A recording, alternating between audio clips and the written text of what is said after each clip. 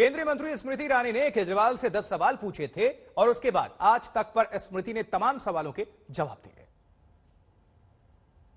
मेरा पहला सवाल स्मृति जी आपसे यही है, अरविंद केजरीवाल सामने आते हैं, उनका ये कहना है कि सत्येंद्र जैन की पूरी फाइल मैंने देख ली है, वो कट्टर ईमानदार नेता हैं, कट्टर देशभक्त हैं और उन्हें तो पद्म विभूषण मिलना चाहिए। मेरे हाथ में वो हाईकोर्ट की कॉपी है जिसमें स्पष्ट रूप से लिखा है कि अंकुश जैन और वैभव जैन जिस संपत्ति पर टैक्स देना चाहते थे डिस्क्लोजर स्कीम के अंतर्गत, वो संपत्ति 16 करोड़ 39 लाख की सत्येंद्र जैन की थी। ये मेरा नहीं बल्कि दिल्ली हाईकोर्ट का कहना है। तो क्या वो सज्जन जो अनअकाउंटेड इनकम जो हवाला एंट्री ऑपरेटर्स के साथ मिलकर 4 शेल कंपनीज के माध्यम से स्वयं कमाता हो, केजरीवाल जी के लिए ईमानदार है? क्योंकि केजरीवाल जी ने कल अपने वक्तव्य में कहा भ्रष्टाचार मतलब देश से गद्दारी। तो हाँ, निश्चित रूप से अगर आप हवाला एंट्री ऑपरेटर्स के साथ स्वयं काम करके आप काला धन एकत्रित करते हैं और उस काले धन के माध्यम से 200 बीघा जमीन लेते हैं कंपनीज में, तो निश्चित रूप से वो हिंदुस्तान के साथ गद्दारी है। तो सूक्ष्म प्रश्न यही उत्पन्न होता है कि जो गद्दार है देश का, उन्हें केजरीवाल जी पनाह क्यों देते हैं? जो भ्रष्टाचार स्वयं स्वीकार करते हैं, जिनके भ्रष्टाचार का उल्लेख स्वयं दिल्ली की हाईकोर्ट करती है, उनको क्यों क्लीन चिट देते हैं अरविंद केजरीवाल? ठीक है, इसी के साथ आम आदमी पार्टी और अरविंद केजरीवाल ये भी सवाल कर रहे हैं कि दरअसल बीजेपी हिमाचल में होने वाली हार को लेकर पहले ही डर गई है। हिमाचल की जिम्मेदारी सत्येंद्र जैन को दी गई और इसी वजह से अब ईडी को सरकार गलत तरीके से इस्तेमाल करते हुए छापेमारी करवा के उनकी गिरफ्तारी करवा रही है। मुझे नहीं पता कि जहां पर अभी तक चुनाव हुआ नहीं, वहां पर अरविंद केजरीवाल अपनी जीत की घोषणा कैसे कर रहे हैं? हाँ, ये सत्य है कि इस प्रकार के झूठे दावे वो पहले भी स्वयं कर चुके हैं। बनारस से लोकसभा का चुनाव जब वो लड़े तो उन्होंने ये दावा किया था कि वो जीतेंगे लेकिन हारे। उसी प्रकार से आज पूर्ण विनम्रता के साथ कहती हूँ, चुनाव होना अभी बाकी है, लेकिन निश्चित तौर पर पुनः भारतीय जनता पार्टी की वहां सरकार बनने वाली है।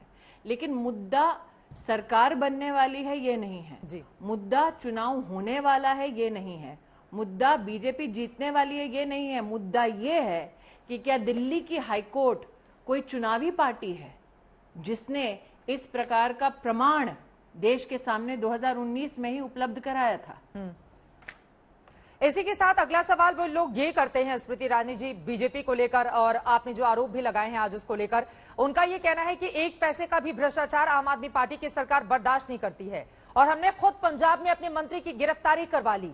हम जांच एजेंसियों का इंतजार नहीं करते हैं। 2019 से उन्होंने क्यों 2019 से इस पूरे भ्रष्ट 4 शेल कंपनीज के माध्यम से 16 करोड़ की ये अनअकाउंटेड इलिसिट इनकम को, काले धन को सत्येंद्र जैन के पास स्वीकार किया? आज प्रश्नों की झड़ी में एक प्रश्न मैंने ये भी किया था कि जो 200 बीघा जमीन दिल्ली के अनऑथराइज कॉलोनीज के इर्द गिर्द ली गई, उनके माध्यम से जिनका संबंध सीधा सत्येंद्र जैन के साथ है, उनको रेगुलराइज क्या इसीलिए केजरीवाल सरकार ने किया? अपनी प्रेस कॉन्फ्रेंस में मेरे इस सवाल का जवाब क्यों नहीं दिया गया? वो अपने पद पर अभी भी बने हुए हैं, क्या आप लोग उनकी बर्खास्तगी की मांग कर रही हैं स्मृति जी? मैं तो ये पूछना चाहती हूं कि अरविंद केजरीवाल जी क्लीन चिट और कैरेक्टर सर्टिफिकेट देने स्वयं बाहर आए थे, तो आज जो मैंने 10 प्रश्न पूछे हैं उनका उत्तर कृपया देश की जनता को अरविंद केजरीवाल दे दें। क्यों 16 करोड़ 45 लाख रुपया जो काला धन है सत्येंद्र जैन का, जिसको स्वयं दिल्ली की अदालत ने स्वीकारा, जिसको स्वयं सत्येंद्र जैन की कंपनीज ने स्वीकारा, ये जो हकीकत है इसे अरविंद केजरीवाल स्वीकारने से क्यों मना करते हैं? इसी के साथ अगला सवाल क्यों जवाब नहीं देते कि जो 200 बीघा जमीन दिल्ली के अनऑथराइज कॉलोनीज के पास रेगुलराइज की आम आदमी पार्टी ने, जब सत्येंद्र जी उस वक्त उस मंत्रालय के मुखिया थे जो रेगुलराइजेशन प्रोसेस का हिस्सा थे, कानून के साथ इस प्रकार की आंख मिचोली क्यों स्वीकार है अरविंद केजरीवाल को? क्योंकि आपको दोबारा ध्यान दिलाना चाहती हूं कि सत्येंद्र जैन को कैरेक्टर सर्टिफिकेट और वो भ्रष्टाचार से मुक्त है, ये वाक्य और किसी भी आपके नेता ने नहीं, स्वयं अरविंद केजरीवाल ने कहा। तो आज अरविंद केजरीवाल की अपनी जिम्मेदारी बनती है कि वो ये बताएं कि दिल्ली हाईकोर्ट के इस ऑर्डर को क्या अरविंद केजरीवाल स्वयं झुटला सकते हैं। ये महत्वपूर्ण सवाल आपकी ओर से पूछा जा रहा है। आगे बढ़ते हुए आम आदमी पार्टी की ओर से जो आरोप लगाए गए हैं, उनका ये कहना है कि दरअसल एक दो बार नहीं बल्कि 7 बार ईडी के सामने उनकी पेशी हुई। सत्येंद्र जैन को बीते 8 सालों से इस पूरे मामले की जांच की जा रही है। सीबीआई की ओर से क्लीन चिट दे दी गई, लेकिन ये सारी चीजें बीजेपी को बर्दाश्त नहीं हो रही हैं और बीजेपी के पेट में इस वक्त दर्द हो रहा है। आम आदमी पार्टी की ओर से ये आरोप लगाए जा रहे हैं। मुझे लगता है कि तथ्यहीन आरोपों पर चर्चा करने के बजाय मैंने जो प्रमुख सवाल किए उन्हीं का जवाब दे दें। 2019 का ये दस्तावेज इस आधार पर कोर्ट द्वारा इंगित किया गया क्योंकि इसमें जो तथ्य हैं वो उन कंपनीज के माध्यम से प्रस्तुत हुए जिसमें बेनिफिशियल होल्डिंग स्वयं सत्येंद्र जैन की थी। सत्येंद्र जैन की कंपनीज ने कहा कि हमने ये इनकम अब तक डिस्क्लोज नहीं की है, आप कृपया इस पर टैक्स लगाकर हमारी पूरी कंपनी के इस ढांचे को मान्य करें। जी, ये सत्येंद्र जैन की कंपनीज का हवाला है। इसके साथ ही कई और गंभीर आरोप आपकी ओर से लगाए गए हैं, लेकिन अरविंद केजरीवाल सामने आते हैं। उनका ये कहना है कि हम तो कट्टर ईमानदार हैं, पूरी तरह से राष्ट्रभक्त हैं और 5 साल पुराने एक मामले का उदाहरण देते हुए क्या 16 करोड़ का गबन, एक सेकेंड, क्या 16 करोड़ का गबन ईमानदारी का प्रतीक है? 200 बीघा जमीन दिल्ली में लेना और फिर मंत्री के नाते उन कॉलोनीज को रेगुलराइज करना, ये ईमानदारी का प्रतीक है? क्या ये ईमानदारी का प्रतीक है कि आप इनकम टैक्स डिपार्टमेंट से कहें कि मेरे प्रतिनिधि जो पैसा आपको दिखा रहे हैं उस पर टैक्स लगा दिए जी और इस पैसे को आप स्वच्छ कर दीजिए, ये ईमानदारी का प्रतीक है? वो उदाहरण दे रहे हैं कि 5 साल पहले हमारे एक मंत्री का ऑडियो सामने आया था, हमने ना सिर्फ उसको बर्खास्त किया, मैंने सिर्फ पॉइंटेड हाई कोर्ट के आदेश के आधार पर जी अरविंद केजरीवाल से आज सवाल किए। कल वो जज बनकर स्वयं जनता की अदालत में बरी कर रहे थे सत्येंद्र जैन को। आज मैं उनसे पूछना चाहती हूं कि वाकई में जिस अदालत के पास संवैधानिक अधिकार है कि तथ्यों के आधार पर वो टिप्पणी करे, उस कोर्ट ने ये आदेश दिया है। तो आज जनता की अदालत में अरविंद केजरीवाल जी से बड़ी विनम्रता से पूछना चाहती हूं, अगर कोर्ट के प्रति वाकई में सम्मान है तो साल 2019 के दस्तावेज उन्होंने देखे, और अगर देखे तो उन्हें कैसे स्वीकार हो गया कि सत्येंद्र जैन ने स्वयं स्वीकारा है कि 16 करोड़ 39 लाख का गबन स्वयं उन्होंने किया। उन्होंने अपने कथन में केजरीवाल जी ने यह भी कहा कि कंसल्टेंसी फीस मिली है, मतलब स्वीकार किया कि हाँ सत्येंद्र जैन को पैसे मिले हैं। किस चीज की कंसल्टेंसी? उन्होंने कहा कि आर्किटेक्चर के लिए कंसल्टेंसी मिली है। अरे जिस जमीन पे कोई इमारत नहीं बनी उसको आर्किटेक्ट क्या कंसल्टेंसी दे रहे थे? और 16 करोड़ की कंसल्टेंसी एक ऐसी जमीन के लिए जिसमें इमारत ना बनी हो, आपने आज तक सुनी है क्या? तो आप लोग क्या चाहती हैं? आपका ये कहना है कि अरविंद केजरीवाल पद पर आज भी विराजित हैं, इसका जवाब तो स्वयं केजरीवाल जी दे रहे। मैं तो कहती हूं कि इसका जवाब तो स्वयं केजरीवाल जी को देना है, क्योंकि कॉलोनी का रेगुलराइजेशन क्या मात्र सत्येंद्र जैन ने किया या उसकी जानकारी अरविंद केजरीवाल के पास भी थी? क्योंकि केजरीवाल जी ने स्वयं कल कहा कि मैंने सारे दस्तावेज देख लिए हैं। अगर देखे हैं दस्तावेज तो क्यों उन्होंने ये स्टैंड नहीं लिया कि 16 करोड़ रुपया एक ऐसी जमीन के लिए कंसल्टेंसी में उनके मंत्री ने ली जिस पर कोई इमारत खड़ी नहीं हुई? ये सवाल क्यों नहीं किया उन्होंने सत्येंद्र जैन से? भाभी जी को, उनकी पत्नी को कल वो दिलासा दे रहे थे, क्या अरविंद केजरीवाल ने जब कागज पढ़े तब ये नहीं देखा कि इन सारी बेनामी ट्रांजैक्शंस में सत्येंद्र जैन जी की पत्नी भी सम्मिलित हैं?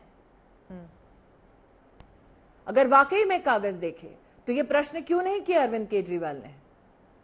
तो फिर अरविंद केजरीवाल सामने आकर पहले ही क्लीन चिट क्यों दे रहे हैं सत्येंद्र जैन को, अगर जांच जारी है तो?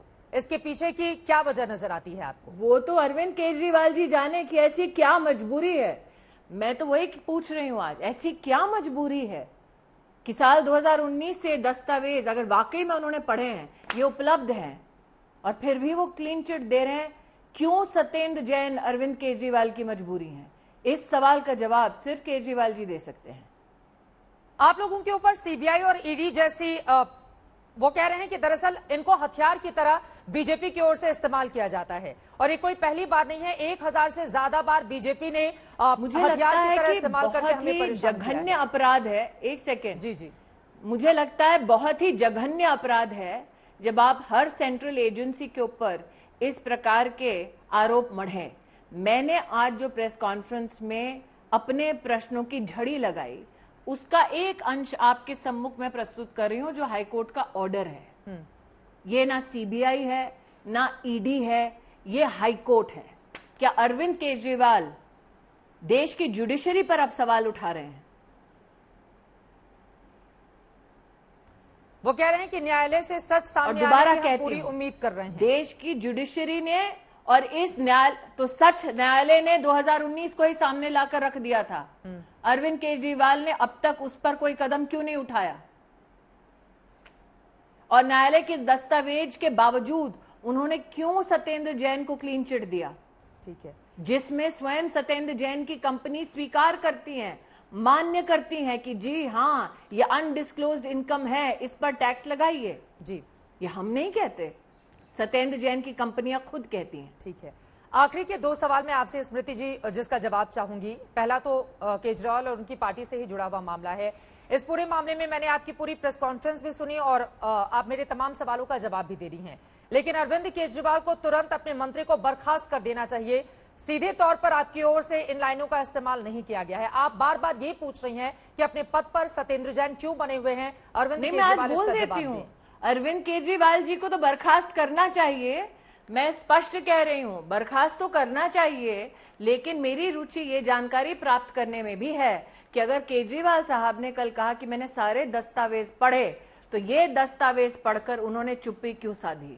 ठीक है। वो कौन सी मजबूरी है कि 16 करोड़ की इस धनराशि पर अरविंद केजरीवाल ने न सिर्फ चुप्पी साधी, वो क्या है आम आदमी पार्टी का सत्य जिसकी वजह से सत्येंद्र जैन आज भी संरक्षण पा रहे हैं अरविंद केजरीवाल का? क्या सत्येंद्र जैन के अलावा कोई और है आम आदमी पार्टी में जिसने उन कॉलोनीज की रेगुलराइजेशन के माध्यम से कोई भी बेनिफिट लिया हो? इन सारे सवालों का जवाब सिर्फ अरविंद केजरीवाल के पास है। क्यों सत्येंद्र जैन अरविंद केजरीवाल की मजबूरी है, ये जवाब सिर्फ और सिर्फ अरविंद केजरीवाल दे सकते हैं, ना संजय सिंह दे सकते हैं, ना मनीष सिसोदिया दे सकते हैं।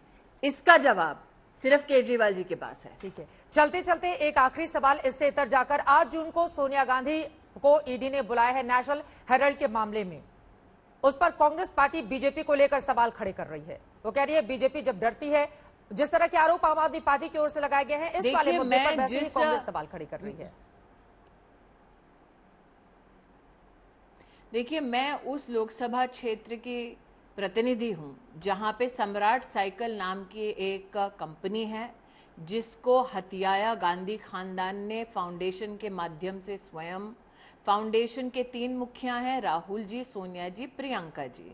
हम सतत 8 वर्षों से उस खानदान के खिलाफ केस लड़ रहे हैं कि किसानों की भूमि वापस की जाए। कांग्रेस पार्टी के इस परिवार ने किसानों के खिलाफ जाकर कोर्ट में अर्जी लगाई है, जबकि डिस्ट्रिक्ट में कोर्ट में किसान जीते उनका अधिकार कि वो अपनी जमीनें गांधी खानदान से वापस पाएं। तो मैं स्तब्ध नहीं हूं कि उन्होंने कोई और घोटाला नेशनल हेराल्ड के माध्यम से किया है। उनकी फितरत क्या है, आप अमेठी आइए, वहां जनता आपको बताएगी।